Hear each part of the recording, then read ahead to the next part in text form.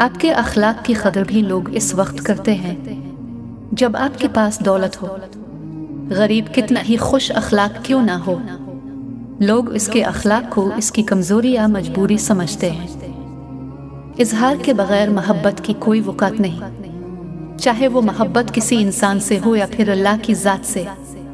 इंसान से मोहब्बत की सूरत में ज़ुबान से इजहार काफ़ी हो सकता है, मगर यकीन मानिए यही मोहब्बत अल्लाह की ज़ात से हो तो फ़कत ज़ुबान से इसका इजहार काफ़ी नहीं, फिर साबित करना पड़ता है।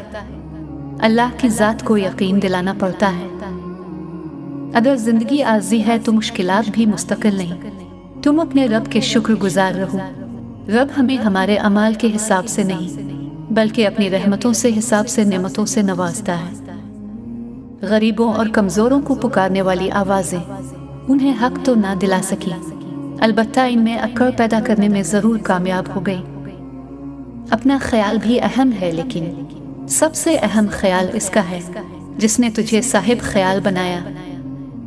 आप लोगों के लिए इतने नरम ना बने कि लोग आपको निचोड़ दें और इतने सख्त भी ना बने कि वो आपको तोड़ दें। अच्छा इंसान रियाजी के सिफर की तरह होता है जिसकी अपनी कोई कीमत नहीं होती, मगर जिसके साथ जड़ जाए इसकी कीमत 10 गुना बढ़ जाती है। नसीब बेशक अल्लाह के हाथ में है, मगर दुआओं का इख्तियार उसने हमें दिया है, और दुआएं ही तो नसीब बदलने की ताकत रखती है।